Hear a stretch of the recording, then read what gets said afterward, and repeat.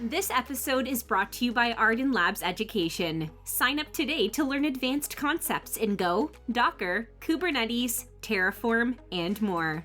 Visit ardanlabs.com/education for more information.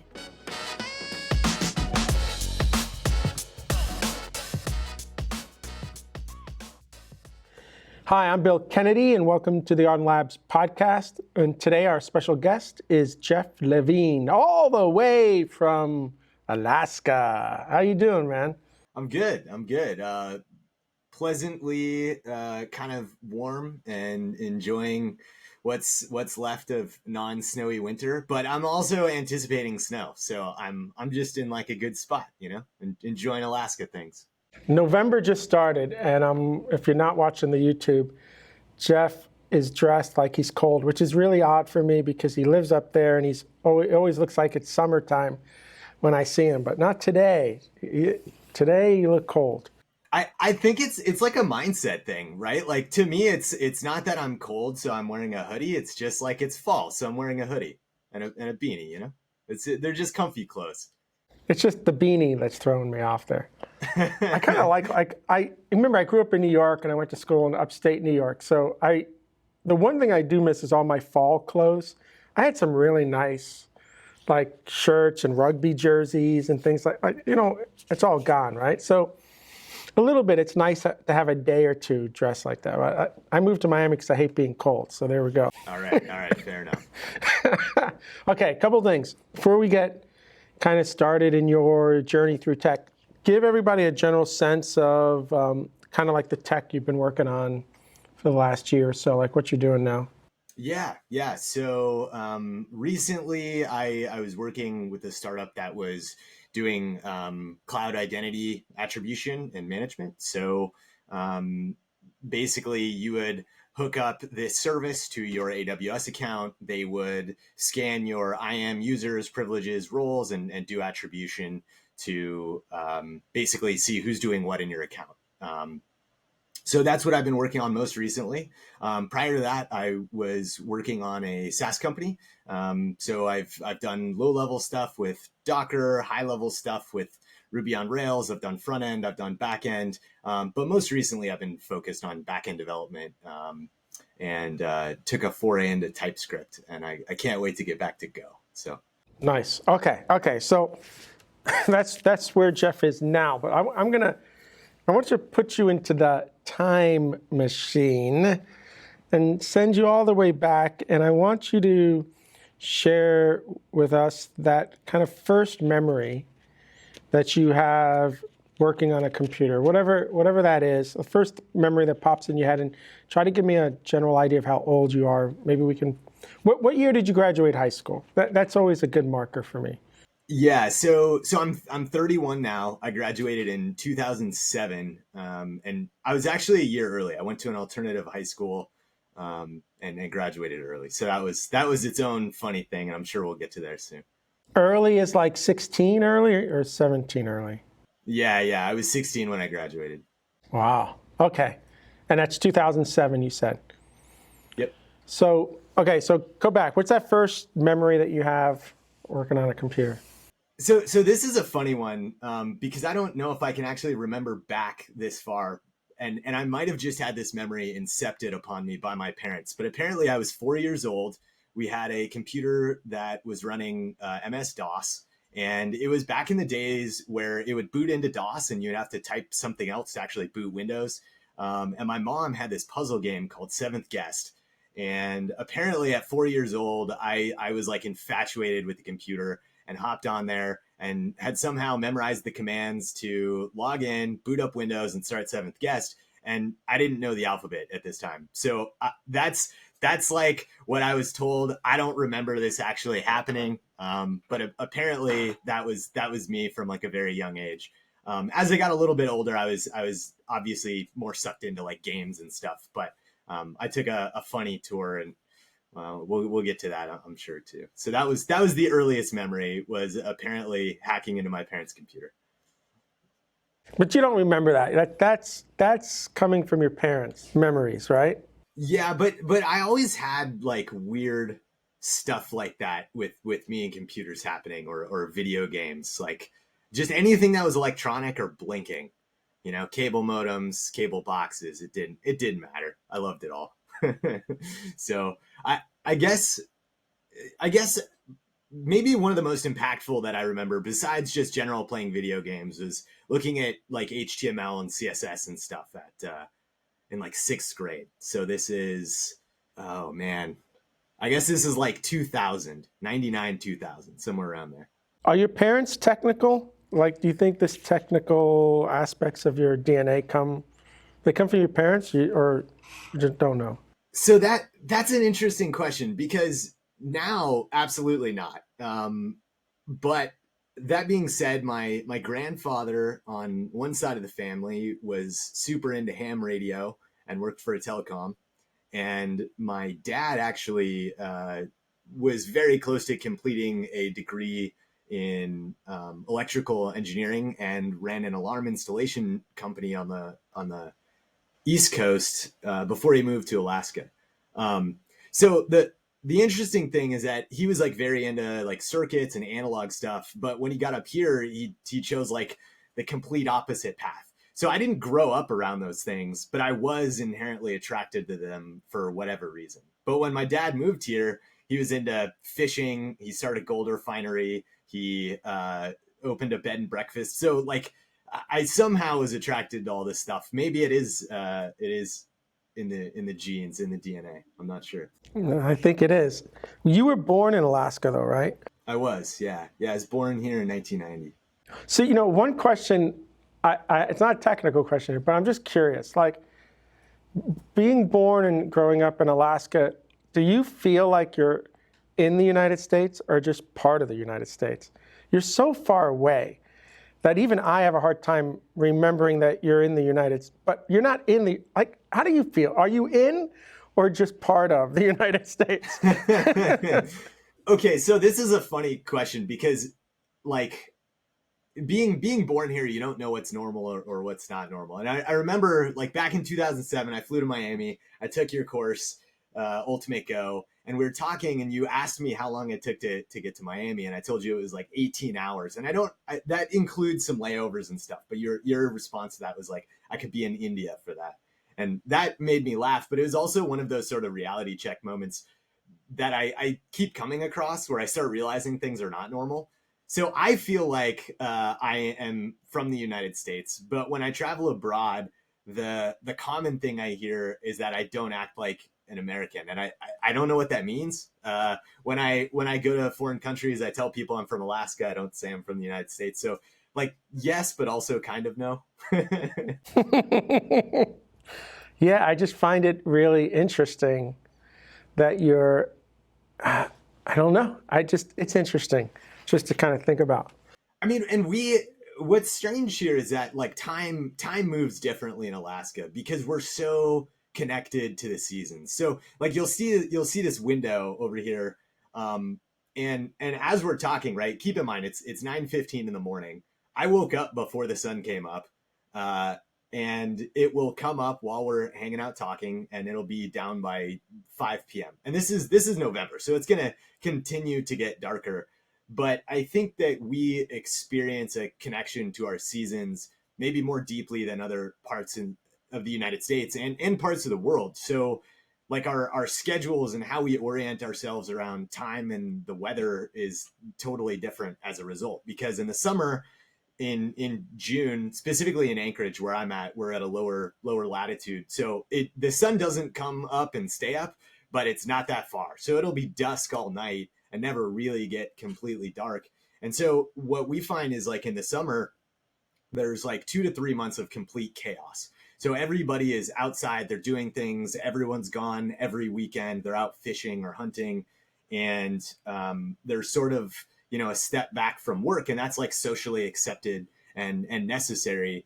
And then come shoulder season in winter, everybody sort of starts to hunker down, and there's a focus on work. And later on, I started to really feel this when I started my consulting company. But when I was coming around my first full year of consulting, I was not sure how things were going and trying to hustle up work. And what I found was that October and November ended up being the ramp of my busy season.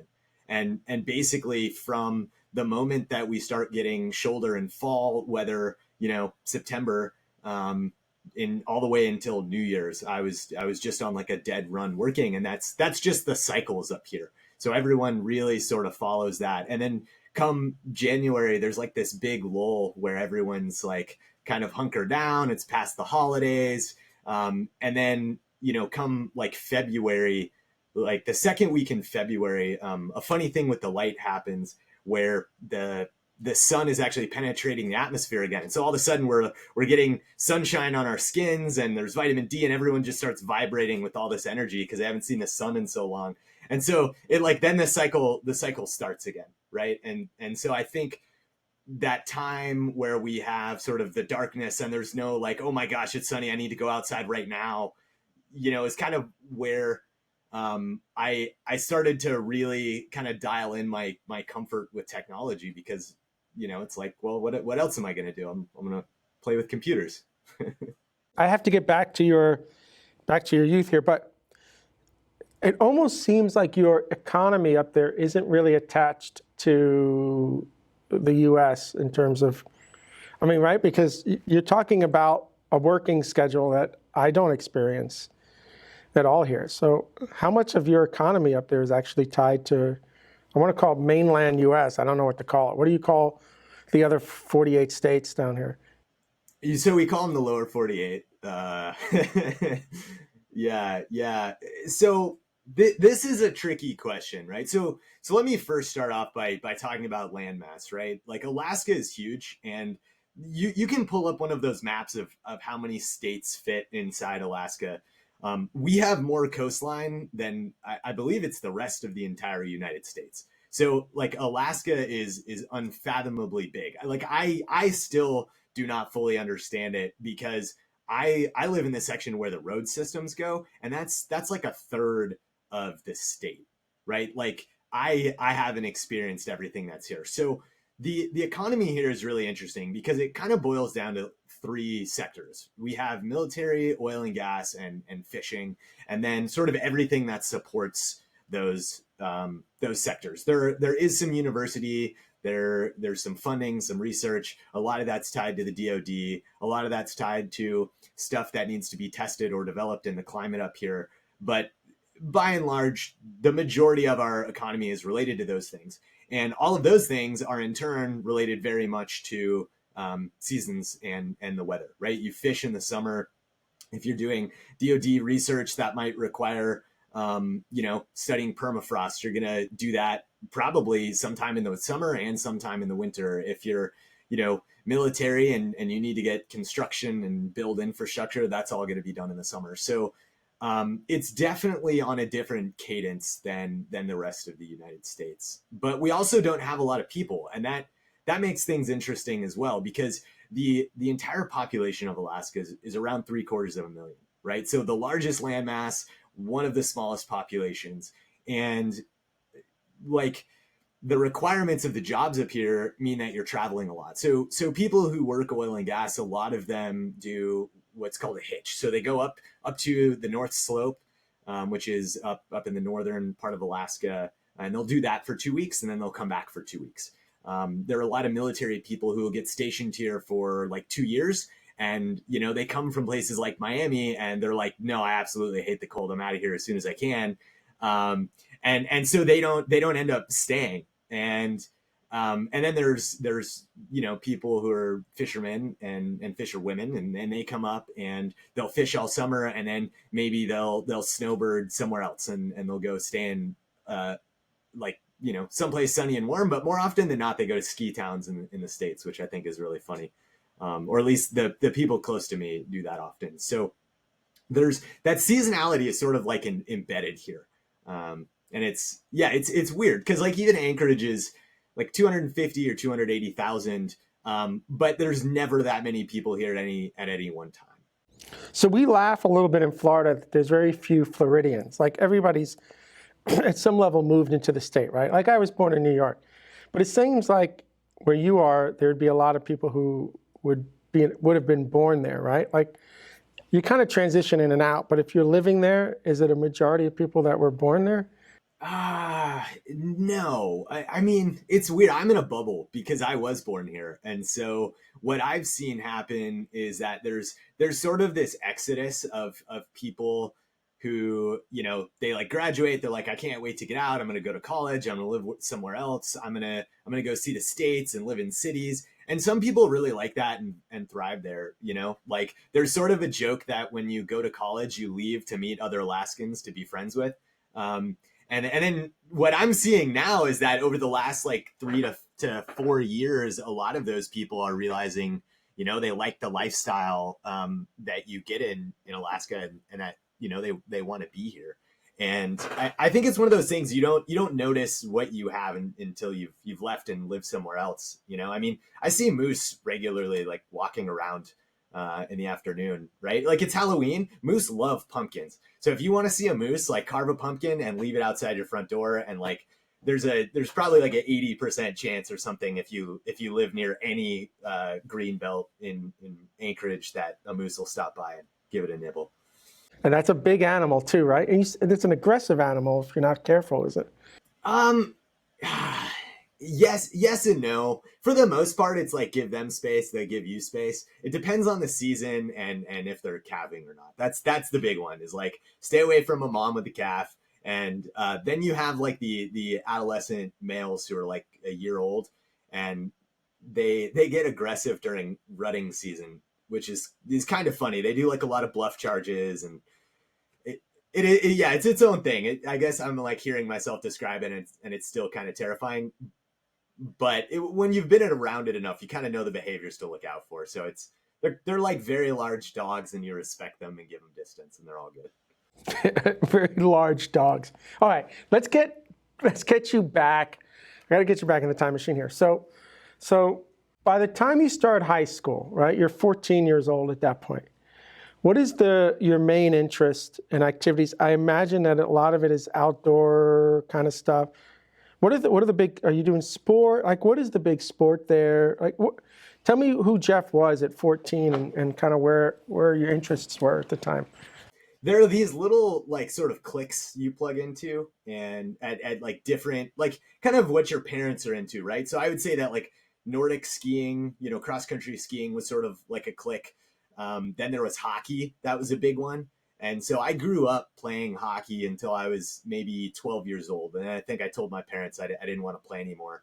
But hockey is like a lifestyle, right? So if you're playing comp hockey, you are up at 5 a.m. every day from the moment that you turn like probably 7, and you're playing 4 to 5 days a week, and you're playing on the weekends. I was not playing comp hockey. I was playing recreational hockey. And for me, it was like 4 days a week up at 7 a.m. And so I was kind of in this period where I'd moved on from hockey. I grew up also downhill skiing. I learned when I was 7 or something. And so I would do that on the weekends. And I convinced my dad to let me learn to snowboard. And so that was kind of my thing, right? Snowboarding was cool in the early 2000s. Why did you have to convince your dad? Why did you have to convince your dad of that? He just didn't believe in it? Like, well, okay, worried? so my dad, he's from West Coast, right? My dad's, from East Coast. He's from Long Island, and so from the island of Long. Yeah. Now you only ski on ice on the Northeast. We don't have snow up there. You know that, right? Your dad should have just told you to keep your ice skates on. I've never skied on powder. I know. I mean, presumably that's why I learned how to play hockey, right? It's like just preparing for it. I grew up hearing all the time how I was so lucky not to drive 4 hours to get to a ski resort. I didn't get it until I visited Long Island, and then it's like, oh, okay, yeah. But you had to convince him. Yeah. So that was kind of a funny thing. Snowboarding was like still kind of seen as like the rebellious thing. It wasn't like a thing you could make a career on. It was sort of like, not that I was ever trying to be a pro snowboarder, but it was like, okay, you're going to learn to ski, and then once you know how to ski, you can learn to snowboard, because if you learn to snowboard first, you'll never get on a pair of skis. And he was totally right. I think I turned 16. I bought my first pair of skis, and I've been on a snowboard maybe once since. So my kind of duality at that point was, I loved to snowboard and get on the mountains and downhill.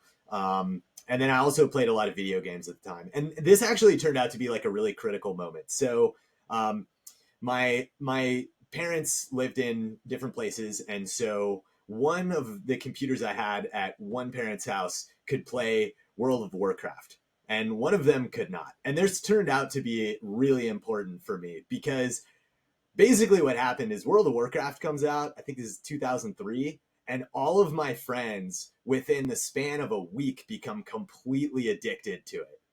And I play for like a couple days. I'm like, whoa, this is super cool. And I go to my mom's house for the week, and I come back and all of my friends are like level 40 of 60 or something. And I'm like level 5. And like, I immediately don't have anybody to play with. And I was like a really big Diablo 2 fan back then too. And I sort of realized like these games require a lot of repetition. And when I started looking at World of Warcraft, I was like, oh, this is like repetition on like a much larger scale. But then there's like this weird economy, and people are like leveling up, and then they're like grinding and doing the same thing over and over so they can get better items. And all of a sudden, I just sort of realized like this game is really fun. It's really cool. It's really pretty.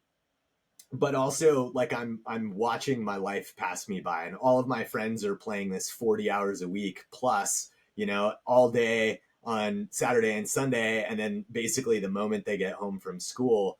And I'm glad. It was one of those moments where in hindsight I'm like, this is probably one of the better things that ever happened to me, because But you're realizing this at 14, Jeff? Like, you're that mature at 14 to realize that you don't want your life consumed by this video game? I mean, I think it was a forced, like an environmentally provided insight. Because you couldn't play at your mom's anyway. Yeah, so I started thinking about it, and I was like, I mean, if I wanted to catch up, what would this take, and how much time would I need to put in this? And the thing that really kind of honed it in was I realized that video games were a social thing for me. And I guess even rewinding a couple of years, that transition from elementary school to middle school was pretty tough for me. This was like why I ended up at an alternative school in the first place. But essentially the neighborhood that I grew up in and the elementary school, I walked across the street to go to school basically through 6th grade. And so that cohort of friends that I had was super tight knit. All of our parents were the same age. And then I made that transition from elementary school to middle school. And I made like one kind of funny, crucial decision, which was in 6th grade, I tested into the gifted program in my elementary school. And when I moved from elementary to middle school, that automatically enrolled me in the gifted program at the middle school. And there was some impetus. I forget exactly how it was laid out, but you had to take an after school sport, a language, and one other class. And I forget what it was, but I like didn't want to take an instrument, I think is what it was. I didn't take an instrument. And so basically that shifted my schedule, and I no longer went to school with any of my friends. And so that year I sort of struggled a little bit socially. I was pretty unhealthy as a kid too. I used to eat a lot of junk food. I know it's probably hard to see it now, but I was quite chubby. I don't know how much of that was related to, just I was putting on weight to grow or what. But 7th grade was like, it was kind of tough. I didn't enjoy going to school. I played a lot of video games, kind of, in isolation. Being at my dad's house, it was like really easy to hang out with friends because they all lived in the neighborhood. But my mom lived across town. And so that became a little bit more difficult at that time. So I think maybe part of this realization was that, in 7th grade, before World of Warcraft came out, I had already spent all of this time, kind of by myself, isolated, playing video games, realized like I wanted something different out of that. And so come come 8th grade, I moved to a school that had just opened up. It was called Highland Tech High. It was a different paradigm for how school was taught. They didn't use a credit hour, which is what colleges and normal high schools and stuff, or normal schools use. And that, I think that was like probably the catalyst. That was where I started, making friends that would last a lifetime. But that school was 7 through 12, and all of my friends immediately were 2 years older than me, and so maybe this was a part of it. Was like, I had older friends. I was sort of disconnected from a lot of my childhood friends at this point, so I was kind of discovering things about computers. And like I said, I always sort of had that intrinsic interest, whether it was video games or whatever. I'm a bit unsure on some of the pieces of the timeline here, because I remember around this time my sister being convinced she wanted to be a graphic designer, and she convinced my mom to get a copy of Microsoft Front Page. And so Microsoft Front Page, for the younger guests on or listening to the podcast, was like a very early web development piece of software. And I don't think any of us really realized what it was, but my sister installed it and was like, oh, code and HTML, like, I don't want anything to do with this. And I installed that and was like, wow, this is really cool. So all of this sort of happened around the same time, in like a 2 or 3 year period, where I started, playing around with websites and, just trying to find outlets while I was going through that adjustment period. And it's funny now, because I have a lot of friends who are teachers, and the one thing that I hear is that that middle school transition is probably the hardest time for kids. And I'd be curious to see how many people cemented their interest in technology and programming during those years, because I guess I don't talk about this that often, but looking back on it, it was really probably like a 2.5, 3 year period where I really just sort of dove in. But that middle school ended up also being your high school, right? Like, that was the last school you went to, and you started that school in 8th grade instead of 7th. Is that what you transitioned? Was that school closer to mom's or dad's, or in the middle? Like, you're not walking to school anymore? So I did walk to school, and that was, that school was, it was 1 mile away from my mom's house. So I generally get a ride in the morning, and then I'd walk home. Wasn't a big deal. But that was 1 mile past my mom's house from my dad. So it ended up being 8 miles away from my dad's place. Now, Anchorage is funny. 8 miles might sound like a lot if you're in a city. It's like that can be a 10-minute drive, maybe 15-minute drive or something, on like a normal non-rush hour time of day.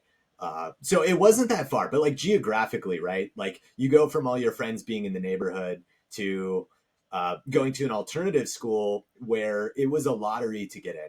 So you had a lot of kids who are from different parts of the city that were going there. There was no bus service that went there because of how geographically spread out a lot of the students were. So that was kind of weird. That even though the school was closer to my mom's place, like my friends weren't necessarily any closer. I think I had one friend who lived in the neighborhood that was like walking distance. Right. And even though you could ride your bike, you're not talking a mile or two. You're talking friends are kind of scattered all over the place. But yeah. I know you to be an outdoorsy person, and I'm trying to get a sense of when all that happened. And I was figuring that when you were in high school, you still spent a majority of your time outdoors, not necessarily on the computer. So beyond just gaming during your high school, and you still got to tell me how you end up graduating at 16. What is it that you're really interested? Are you doing computer programming at all in that school at the time? And what else are you doing curricular beyond school? Yeah, so in the school, let's take let me talk about how the school operates for a second, because this ends up being really important to sort of my philosophy in life and also how I end up graduating and everything. So this school's curriculum was what's called standards based. So they would take a subject like geometry and break that subject up into a number of like well-defined objectives. So, or algebra or something, right? So can you, compute the circumference of a circle? Can you compute the area of a circle? All these different, like very specific things. And once you can demonstrate that you have that skill and that ability, then you move on. Well, there's one other step. They would have you apply 20 of those skills to a hands-on project that required the skill, and then you would move on. And so they were adjusting and figuring out that curriculum the first several years that I went. I think they finally cemented it in like the third year that I was there. But they would also let you do these things called individual learning projects. And so in order to get the analytical portion, right, the part where you apply the skill, you would oftentimes do these individual learning plans, or we called them ILPs. And you could just come up with an idea for a project and tell them how it would apply this and what your plan was for getting it done. And then you would just go do it. So there were kids who were taking physics that would go shoot ski videos and like talk about the forces applied on the skier and the skis and like silly stuff. I guess it's not really silly. It was cool. Like a lot of these guys probably, if they were into it, could have become professional skiers. It was practical, right? And fun. Yeah, sometimes. The first few years were interesting. If you could make it fun and you could justify it, yeah, it was super fun. But in these early years, we had these classes and these labs where they had these stations set up. And actually, one more thing. So this school was supposed to be the first school in the Anchorage School District that had one computer per student that was attending there. For some kind of funny political reasons, that didn't happen. It ended up being half PC and half Mac. And we had these like labs where we would spend, an hour or two, and you would get stationed at one of the places, the stations in the lab. And, it might be something like a flight simulator. And so you would practice like learning how to fly for a couple weeks, and then you'd move on to the next station. And so really there was this underlying philosophy that was, using technology to do everyday stuff. Like it didn't necessarily have a focus. Like you weren't learning to program, but you were using technology to do all of the normal schoolwork. So, we were already using Office and Word and Excel and PowerPoint and stuff like back then. And there was a handful of people who were doing web stuff. And I had been doing that already since, 5th, 6th grade. So I was interested in it and playing with all that stuff. So there was an underlying aspect of technology in this school.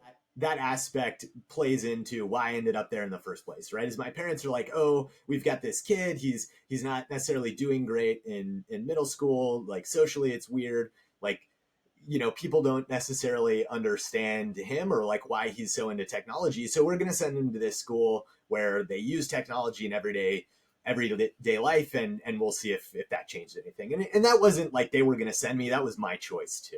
I love the idea of the school and the way it handled the curriculum and it handled that kind of stuff. So just briefly explain two things to me then. How do you end up graduating basically a year early? Because you're 16, though. I mean, you're in the school system at a normal pace. Suddenly, you graduate at 16. And then I still want to kind of hear what else you're kind of doing day in and day out beyond. I still don't know, are you out skiing with your friends on the right season? Is it all season based? So depending on the season, like we talked, that's what you were doing in one form or the other? Yeah. Okay, so these things happen in tandem. This transformation happens in tandem. So at the same time, there's also another funny story we might have to segue into. I get suspended for building a website that was not of great taste that all of my friends were allowed to contribute to. This happened this might have actually happened before World of Warcraft. This is like 8th grade. So I've acquired a book on PHP, and I, like any good PHP developer, decided to build a content management system. And so I build this website. It's got forums. My friends at various schools can like enter stuff into the forms, and like, now you've got a blog post that's on a website, right? And so I built this thing, and then some of my friends end up like putting some stuff that's like making fun of teachers and like just stupid stuff. Now the problem is this happened around the time of Columbine, which is not funny. And so anyways, like some of the teachers get a hold of this, or one of the students' parents find out about it and it gets reported. So long story short, I end up getting suspended in like 5th grade, and my parents are now like, well, okay, what just happened? Because he didn't write any of the content, he just built the website, and like that's actually kind of cool. So like the school is like a little bit confused. I'm on like a 10-day suspension for doing this. They end up like getting to day 5, and I'm just like staying up all night playing like Diablo 2 and video games because I don't have anything better to do. And then like one day I get woken up at 7:30 in the morning, and I've been staying up till 2 playing games, and my parents are like, hey, they lifted your suspension, you're going to school today. That's crazy. You must have been, were you panicking a little bit? Were you confused? Did you know you didn't really do anything wrong? No, I was definitely panicking. I like when they came and got me, it was sort of like, you know why you're going, and I was like, okay. I mean, I did ask, right? But they were like, well, you know why you're going, right? And I was like, yeah, okay. Now the other critical piece of this is that it was like my childhood best friend who lived 3 houses down from me. We were inseparable, and then when I started going to a different school and stuff, that kind of changed. But like obviously we would still hang out and stuff when I was at my dad's house. So I was like building the website, and him and his friends, he missed the cutoff. He was like 4 months younger than me, so his friends were all 1 year younger. So they were all writing stuff, and then his brother was 2 years older, and his brother and his friends started writing stuff. But somehow it all sort of ended up getting pinned on him and some of their friends. So there was like sort of this like panic mass suspension where like way more people got suspended just because they weren't sure if like something bad was going to happen or whatever. So anyways, all of this stuff like ends up getting unraveled. He ends up like doing a full suspension, but like it ends up like nothing bad happens here. No, there was no violence, or there was nothing. It was just stupid, like young boys being young boys, but this time with technology, right? Right, and nobody really knew what it was or how to handle it, right? Like even the adults in the room have no idea what to do here. Right. And their fear, which was completely fair, was that, these are, boys ranting about teachers they don't like and whatever. And like, are these threats? Are these real? We're not sure. So, in hindsight, looking back on it, I think it's kind of funny, but also looking at the content of what was being written and like the time and what was happening across, the United States in various schools and Columbine and stuff, it's actually like, pretty serious. So it was this weird thing where like I built it, but I didn't contribute any of the content. I was very forthcoming about that. They were sort of asking me about what I did in order to build this. And I was like, well, yeah, so I wrote this code in PHP and I used a database and I uploaded it to a web server. And like after the initial panic sort of died out from everybody, then there was like but wait, you built this thing like from scratch? And that was probably where things started to take a bit of a change. And I vaguely remember sort of my parents talking to me a bit about, maybe video games or how much time I was spending. I don't really remember at this point, but, I think that was also probably part of the catalyst of me wondering, how much time am I spending and where am I dedicating that time? Am I just, dumping this into a time sink that's not going to get me anywhere? Or like, am I actually building websites, or like, what am I doing? And so I think this was all part of that revelation, right? So I think World of Warcraft actually came out like just after this. And so all of a sudden I'm watching all of my friends get sucked into this thing. And the last time I got sucked into a thing with all of my friends, I got myself into a bit of trouble. And now I'm like, well, if I get sucked into this thing, I don't think I'll get into trouble, but like, surely like nothing great is going to happen from this. And so maybe that was sort of my counterculture movement when I was in middle school, right? Is like all my friends are going this way. I'm going to go this way and see where I end up. Jeff, I think Facebook owes you money because I think you started Facebook they put it down, and Mark, saw it and said, we got to launch this thing. Because you essentially had Facebook, man. You had these kids logging in, talking openly about, you gave them a space to vent, I guess, right? Openly. That was amazing. Yeah, okay, wait, look. yeah, So I got to pull you back here. So I'm going to pull you back. So you're about to graduate high school. What's going on in your head, especially at 16, on what your next step is? Because I would imagine I'm not that excited about going to university at 16. I mean, you're still really young at that point. I mean, even 17 is tough age to enter in university. So what's going on, dude? So I got my first car in January of 2006. It was a two-wheel drive Ford Ranger. I drove that car for 10 years in Alaska. It was a fantastic driving experience. I'd been driving for a couple of years. So sorry, I guess it was 2007. It just turned 2007. So my birthday's in July. So I was like always one of the younger kids in school. And so, yeah, I graduate, a month and a half before my 17th birthday. So that was definitely kind of a weird thing. But circling back on school for just a minute is that they were figuring out the curriculum for the first 3 years I was there.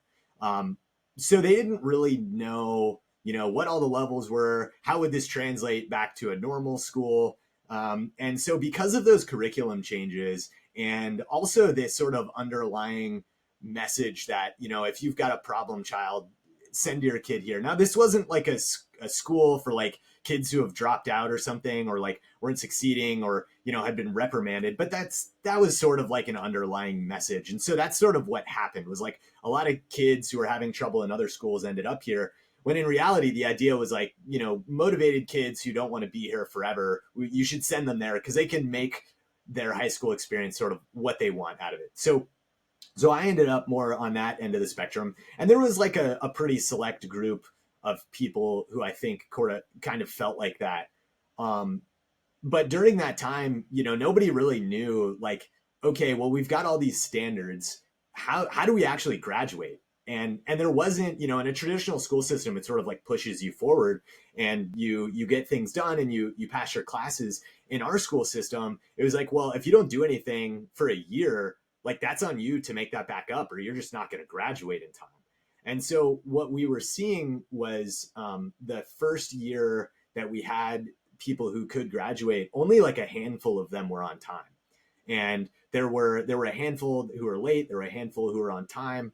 And so going through the school system, starting in 8th grade, I was seeing, how much was left in front of me, because I had to do everything that was in 8th grade, then 9th grade, then 10th grade, then 11th grade. And so what I started looking at was if I don't buckle down, I'm not going to graduate. And so 8th grade, I wasn't really sure what I accomplished.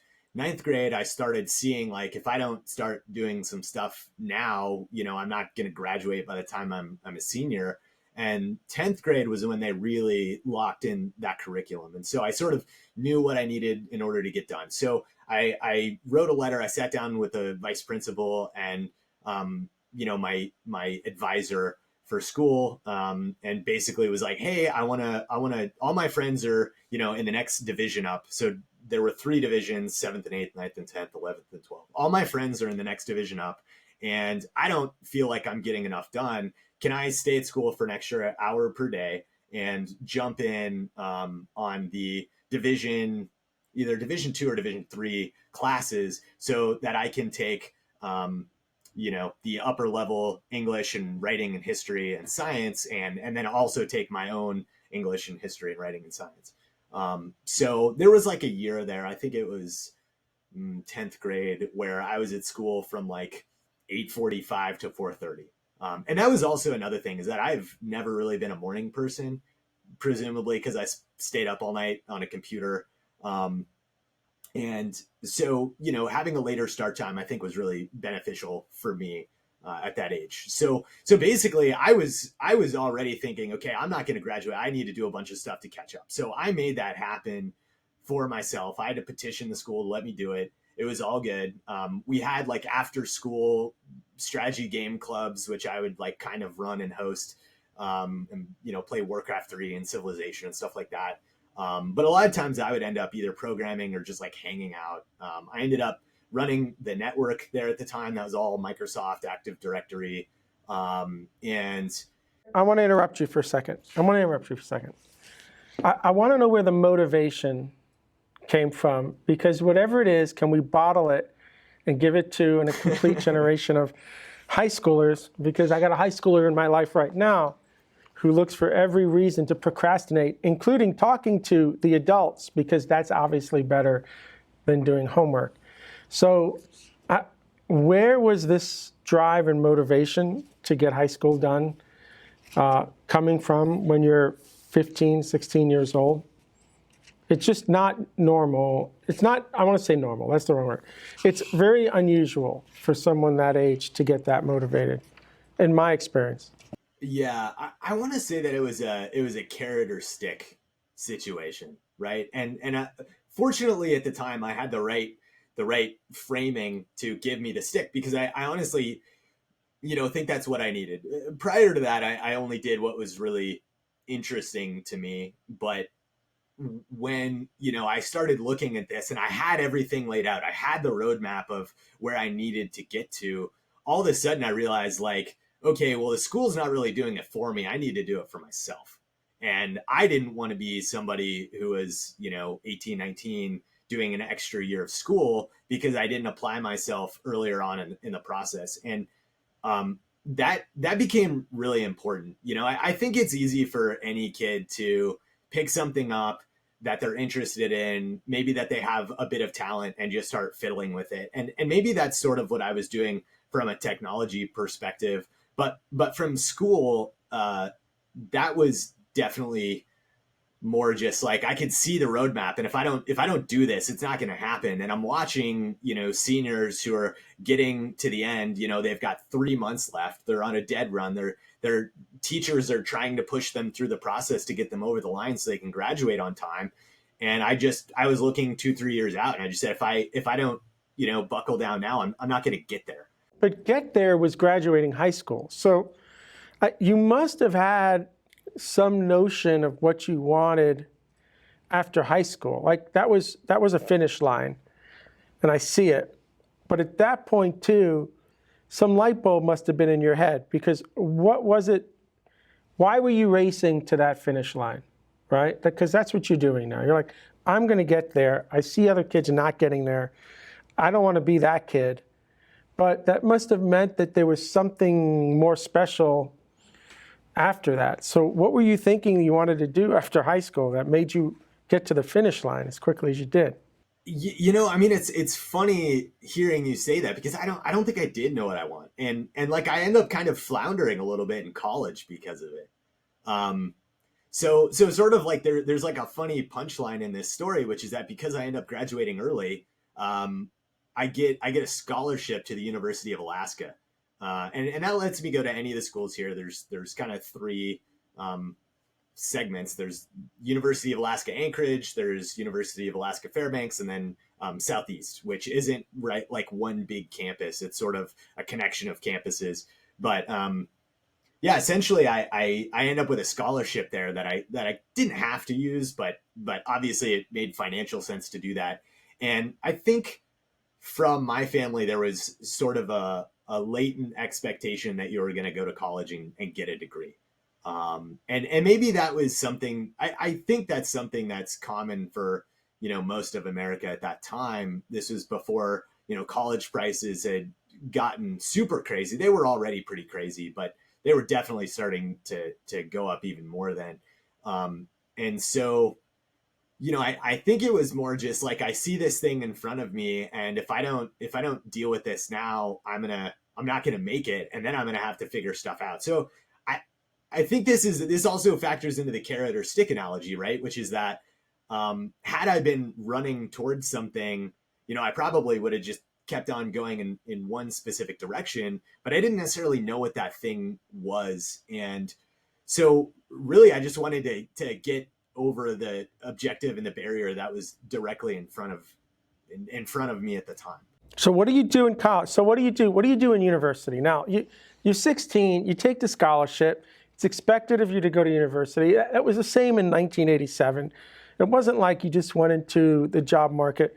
And I think it's really sad, at least in the late 80s too.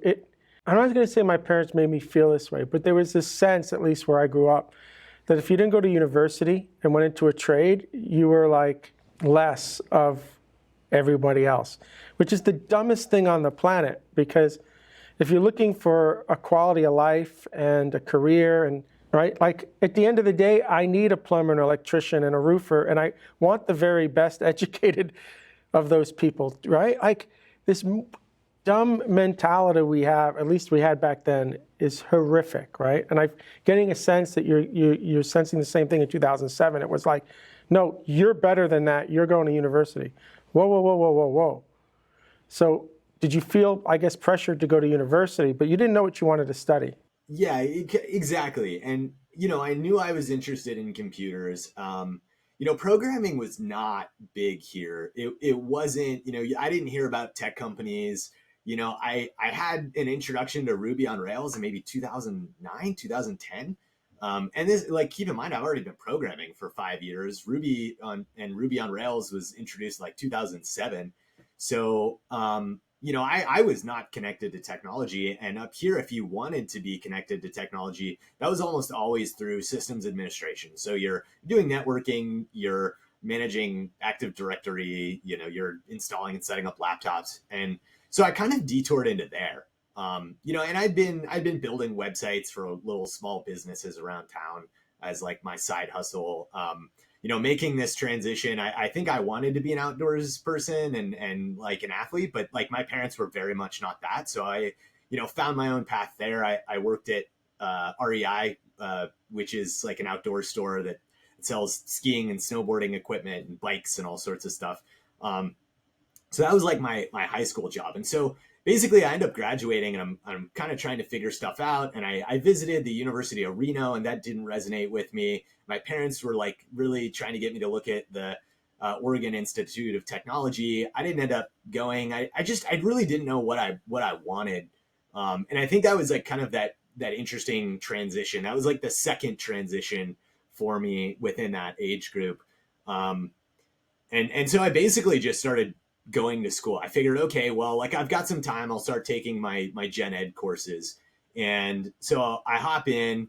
I pretty much blow through all my gen ed courses within, a year or something. So yeah, I just figured I'm going to use this scholarship. I'm going to start going. Now, this scholarship had like some sort of funny things. Basically, it would pay for half of your college.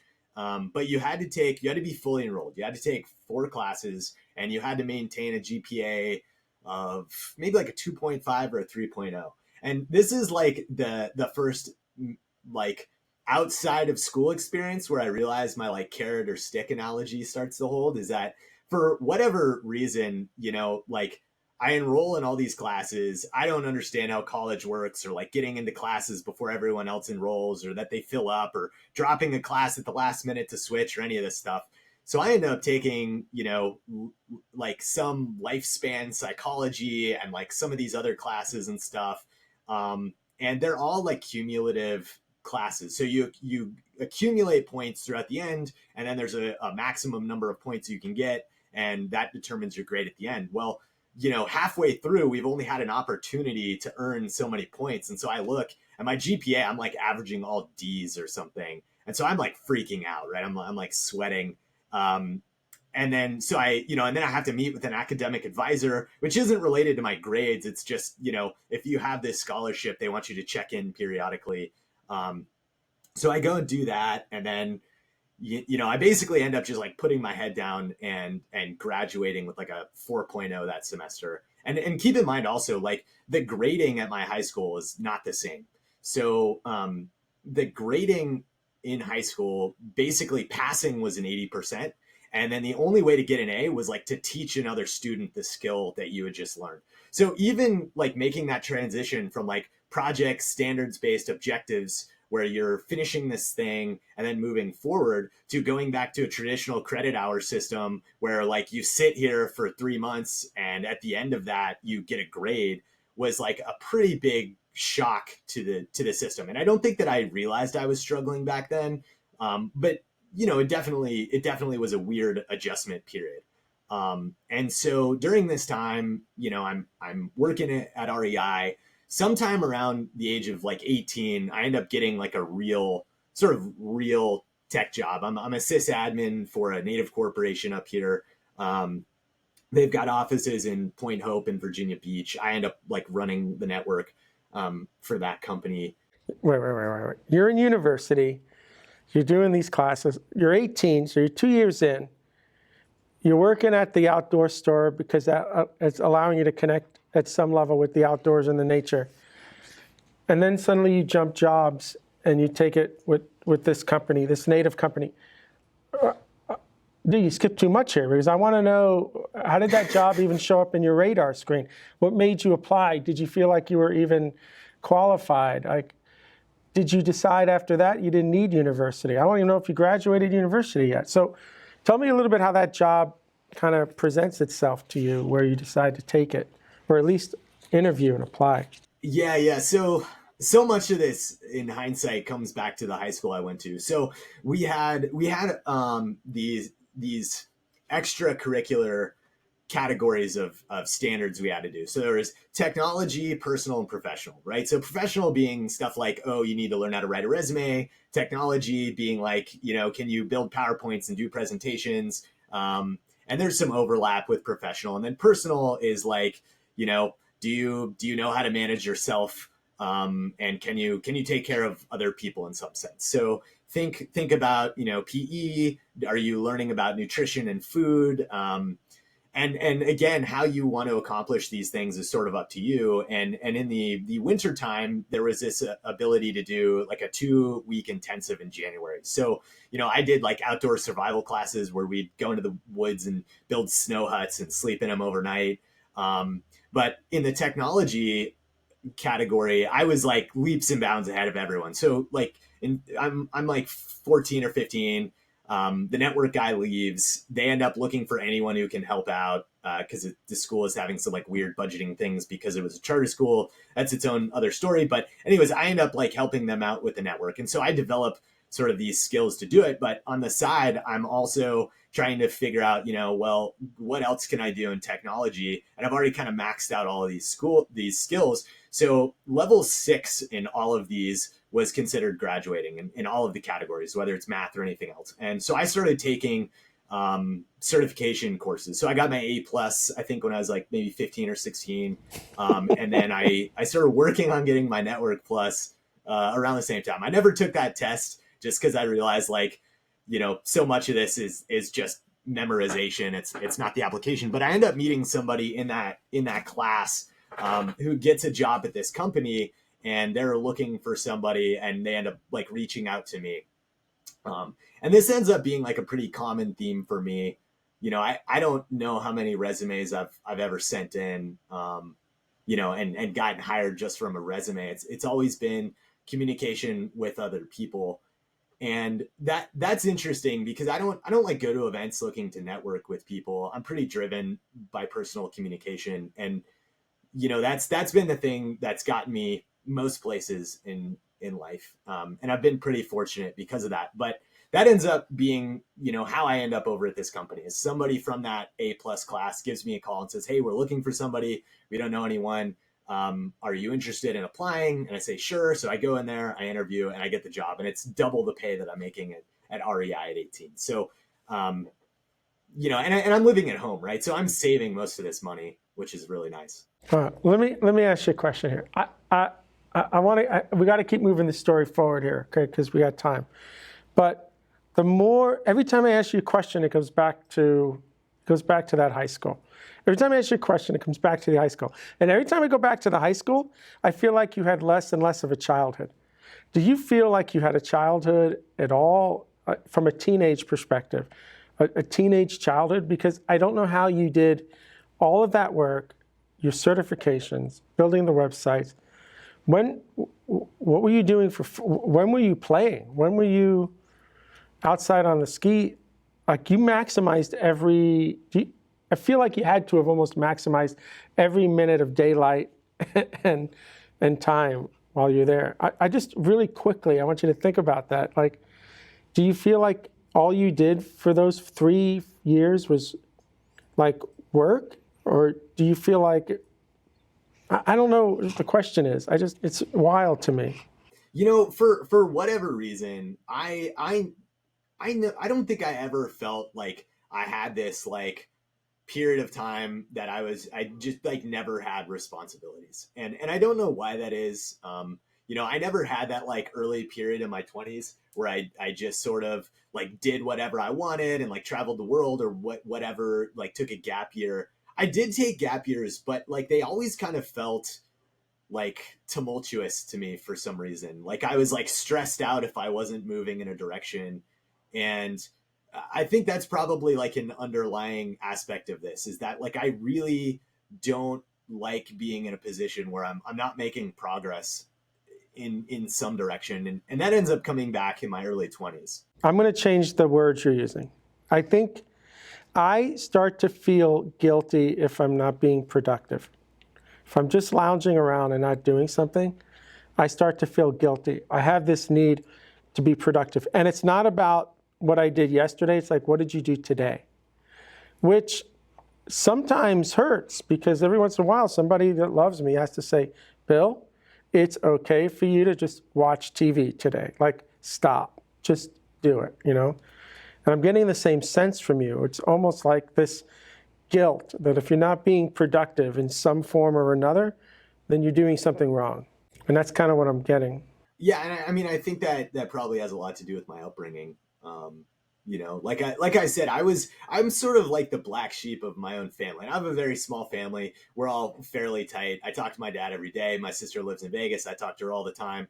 But like I was the only one who was drawn to athletics. I loved running from a young age, but nobody in my family did it. And so I spent a lot of time sort of figuring out a lot of these things, trying to figure out my own self-management and, what balance I need.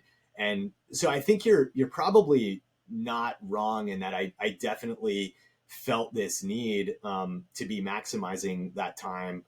But I also think that because my interests were so polarized, right? I either loved, skiing and jumping off mountains and cliffs and stuff, or I wanted to be like focused learning a programming language or something that, maybe other people didn't realize that duality. And maybe I didn't realize that duality later. And there was actually a book that came out in 2003 called The Rise of the Creative Class that describes this pretty darn well. And it was one of those books where you're listening to this and I remember my dad always saying like, oh, you're not just a one-dimensional person, you're, multidimensional and you need to embrace that.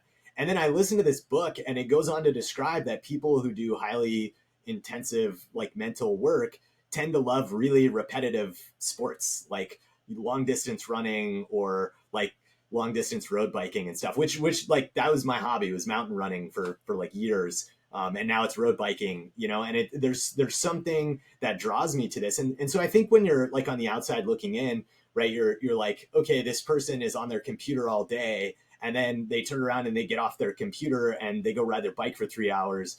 Like that seems crazy to me, but in some strange way, those things complement each other, right? Like that is how I reset my brain, is by doing these other activities.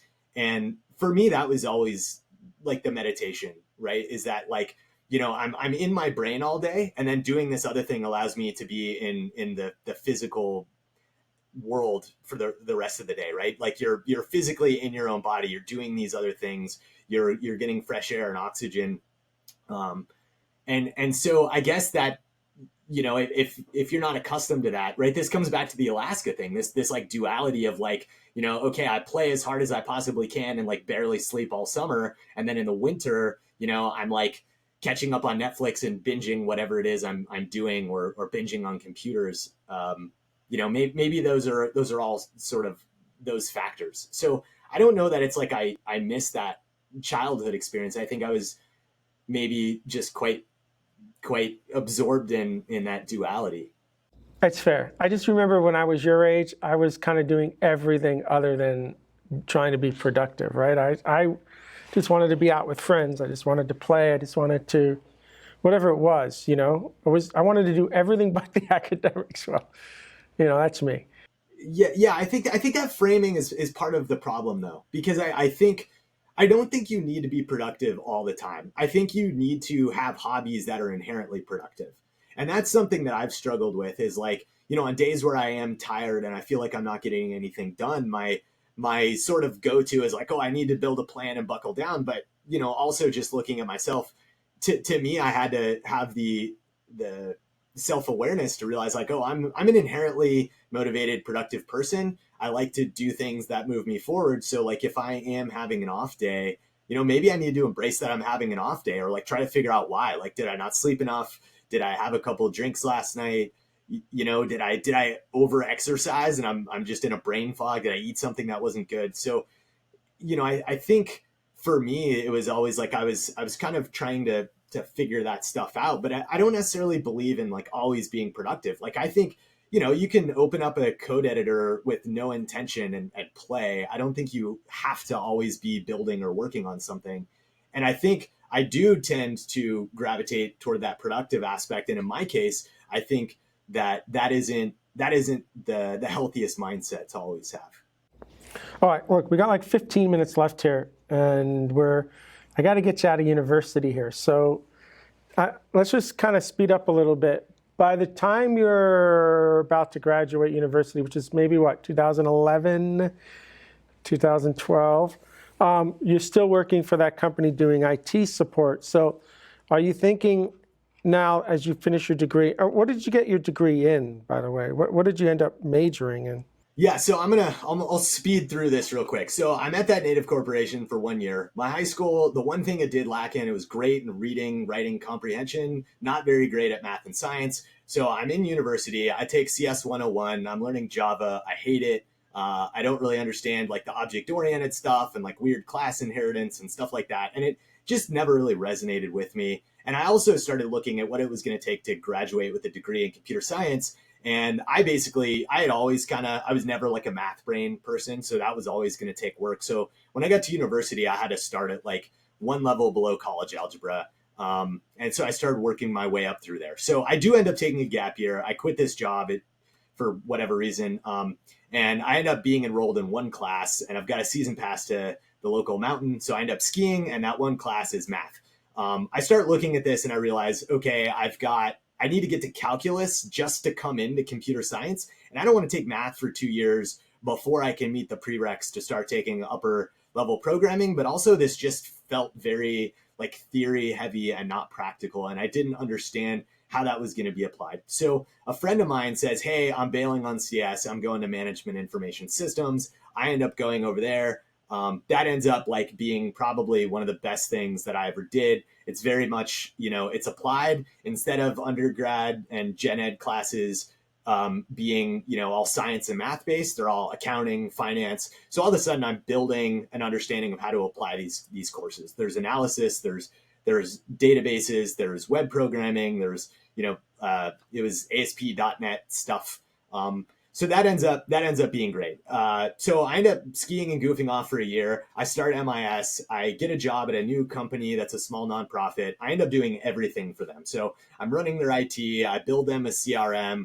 I'm setting up Windows servers, and they kind of gave me like carte blanche. So if I could come up with a project and there was a reason for it and a budget, I could do it. So that started to fit my high school experience a lot more. And so 2011, I graduate from UAA with a degree in MIS, and I've got this job working for the nonprofit. So I'm now trying to figure out what I want to do, and this is one of those periods that I go through where I'm sort of aimless because there's no place to really go in this company to move up unless I like not from a technology perspective anyway. So I could have moved on to being somebody who's working directly with that nonprofit's clients, or I was kind of stuck where I am. But I had this funny situation where I'd always made really good money comparatively for my age, and at 21 or 22 I was still making good money, and I had this like crazy flexibility because I built them this CRM in Ruby on Rails. I did my senior project in Ruby on Rails, and so I kind of had like this funny vision to like get a MacBook Pro and move to Portland to retire. And I don't end up doing that. I never pulled the trigger for whatever reason. But I end up working for this nonprofit for like 2 more years and sort of floundering, not really sure what I'm going to do. And I start moonlighting, picking up some work. I'd always kind of had these little side hustles of, websites or whatever.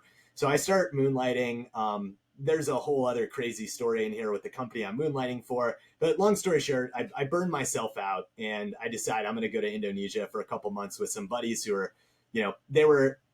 they graduated on time, but they're my age. So they're graduating like in 2014. We like 4 of us go to Indonesia. We leave for a few months. Wait. You actually went to Indonesia, which for me is the first time you're actually leaving Alaska for something, because you didn't go for university. You ended up staying. You didn't okay, go I did Portland, skip another chapter here. I did live in Bend, Oregon for a winter. So I convinced this nonprofit to let me work remotely, but I kept the job. I lived in Bend, Oregon for a winter. I realized like I like the mountains in Alaska. I did skip this. This was my Alaska experience. This is where I lived in Bend. I thought, cool, I'm going to go to this mountain town. It's going to be really great. I get there. There's one mountain. It's very flat.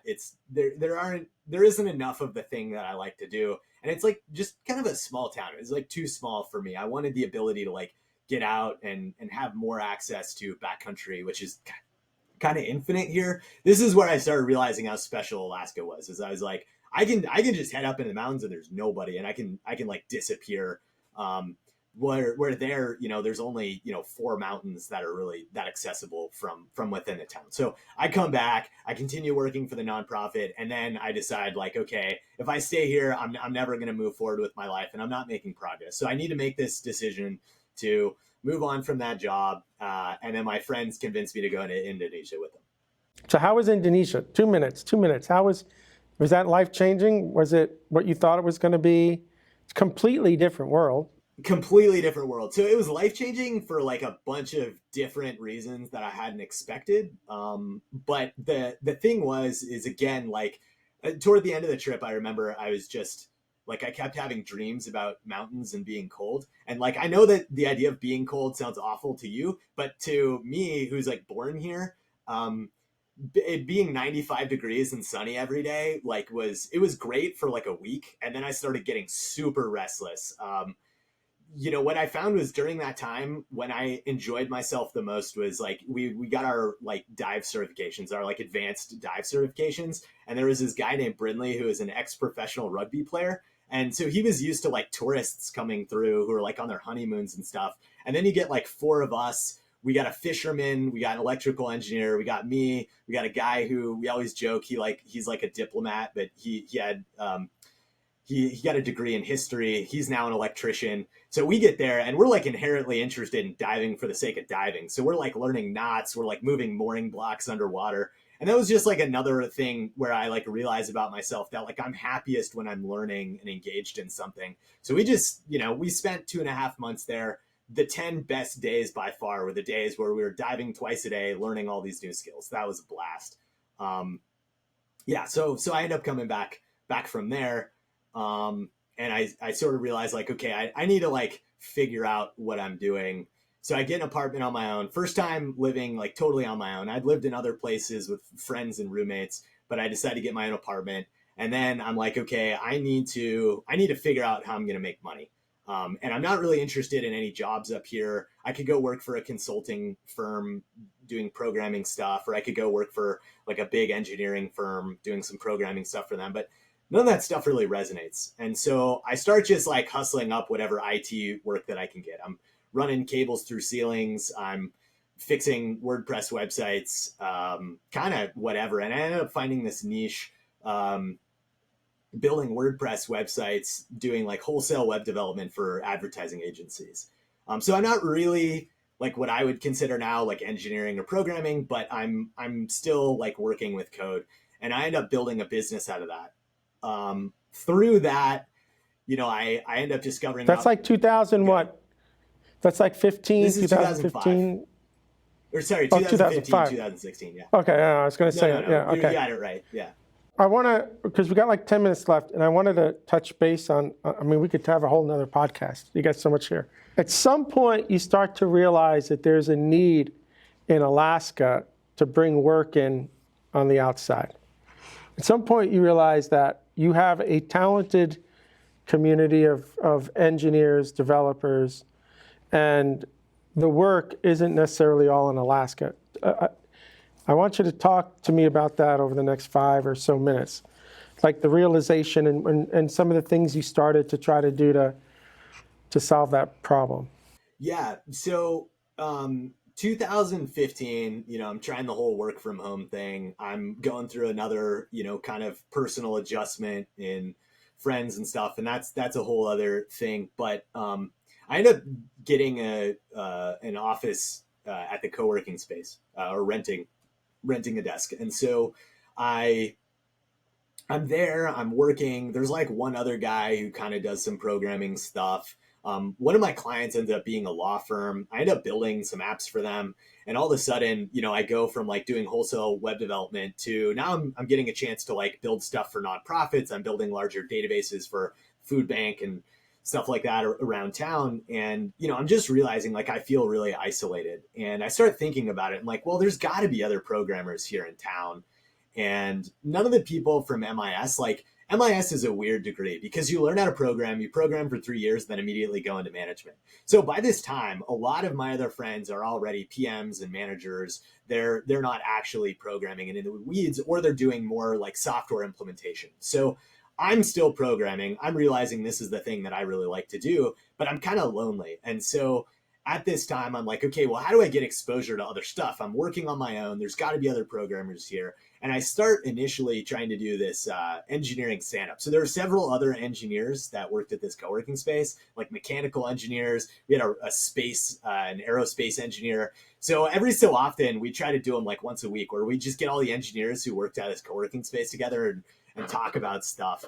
And it was funny because we all had like the same problems and same stuff that we're thinking about. But I was also realizing like, okay, this is great, but like we're not talking about tech per se. And so at this point, I start thinking about it and like we need to start like a trade group. Is there a trade group for software professionals? And it looked like there kind of was, but it was latent. Like the person who was running it had left. And so I started doing some research on this. And I end up through some connections on the board of computer science and engineering for the University of Alaska Anchorage. And I'm just kind of using all this as like a jump off point to like really understand, why isn't there a group? Was there a group? Why doesn't that group exist at this point? And I just sort of decided like, okay, well, it doesn't exist right now. I'm going to pick it up and do it. And so I start this mailing list, and there was another guy who was a freelancer who had been part of the previous group, and he grabs the mailing list from meetup.com.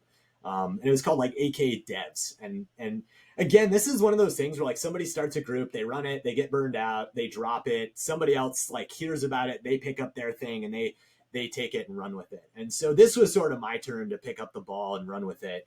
And what I started looking at was that like, because of the density of our population and just like how few people we have, like we can't focus this around one specific niche.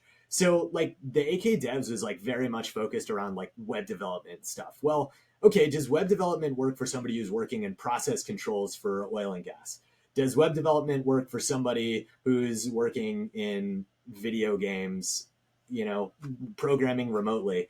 And the answer was inherently no, right? Like all of these people wanted to come and jump in and learn about things that were specific to them. And so by saying like this is a group for programmers who do X, you're excluding all the rest of the programmers inherently. And so my goal at this point was like to meet as many people as I could to figure out, who's out there and what should I be doing and who can I talk to about learning. So that was the first thing, is that we removed like the specific subject. And within a matter of like maybe a month or two, we had our mailing list up to like 100 people. And I started sending out surveys trying to figure out like, what do people want to learn about? Like, how should we get together? What should we do? And I come to find out that there's a developers group in Fairbanks that's like thriving.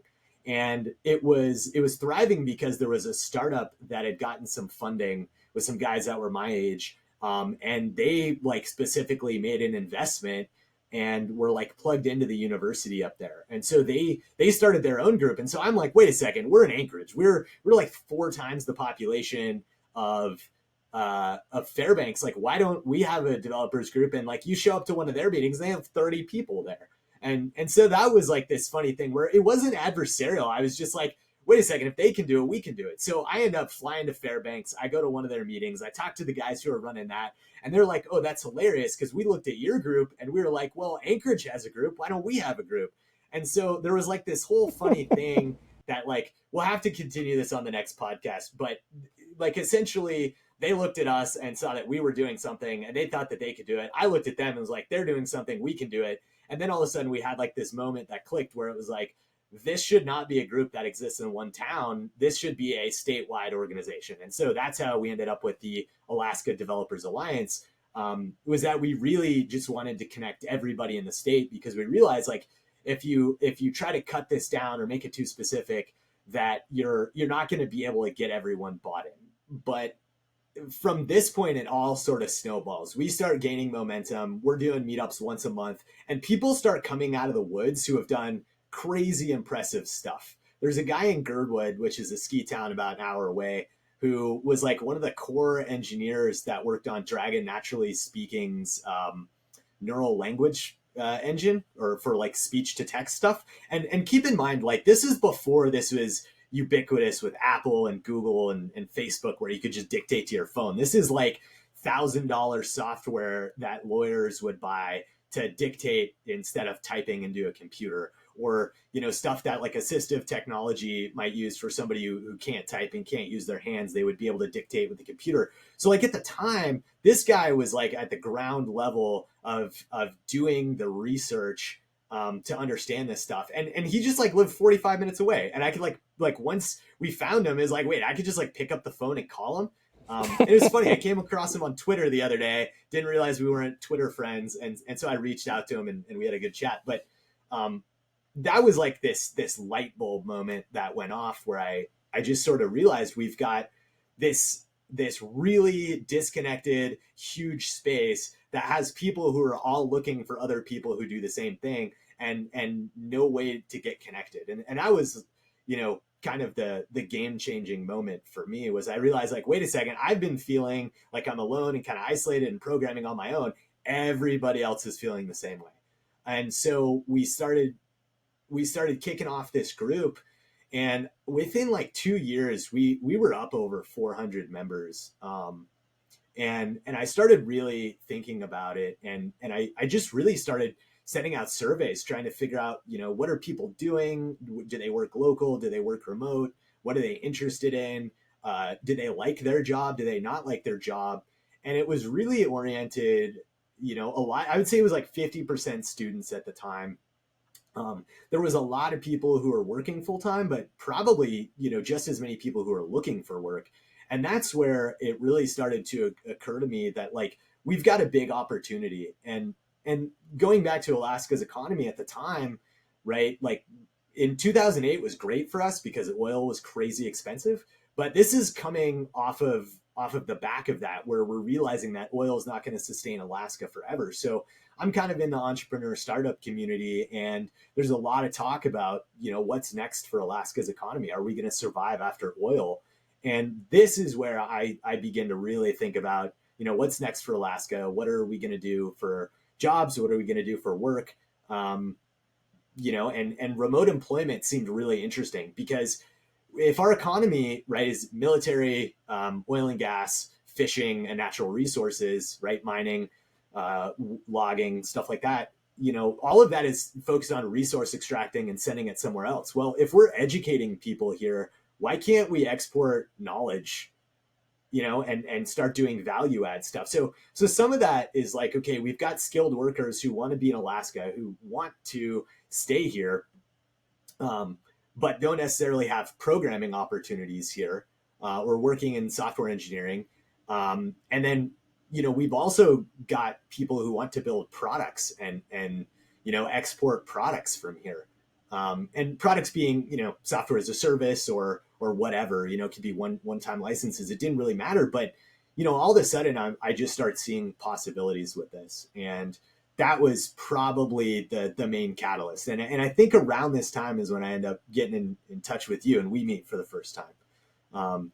I'm at the co-working space. I meet some guys who work in Go, and I've never heard of this language. So it's 2007. And I start tinkering with it and thinking it's pretty cool. And they convinced me to go down and take one of your classes. And this was really interesting for me because it all of a sudden I kind of have this connection where I'm seeing the application of the stuff that I didn't care about in computer science, right? I'm like, I've been sort of more focused on just getting things done using high level frameworks. But I was running into the limits of that personally. And that was, why I wanted to connect with other programmers in the first place. And so I go down and I take your class, and all of a sudden I'm learning about pointers, memory management.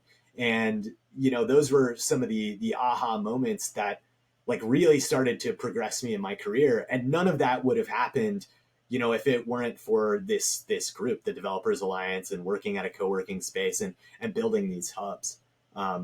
So that was definitely like a really intense period of time. I was working a lot. I was basically working full time building the Developers Alliance and working full time trying to build my consulting company, and like mountain running was my outlet. So those were sort of the three things I did at that time. I think there was like maybe 2 years I gave up even drinking for a while. Just, I don't know. I was so motivated by these other things. I just, was like, I shouldn't be going to bars. I'm going to do other stuff. I should be running in the mountains. That's my place.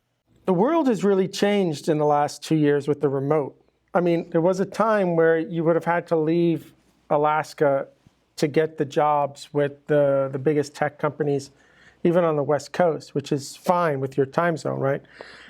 Now that's kind of all broken down. I mean, I wonder how many companies realize how much talent there is in Alaska that's not being tapped now that we can work remotely. I mean, I do, right? I mean, I talk to you a little bit about it all the time, but I think now is like this most amazing time to try to bring in some more awareness, either in Alaska or outside of Alaska, to say there's a whole workforce here that you're not tapping into.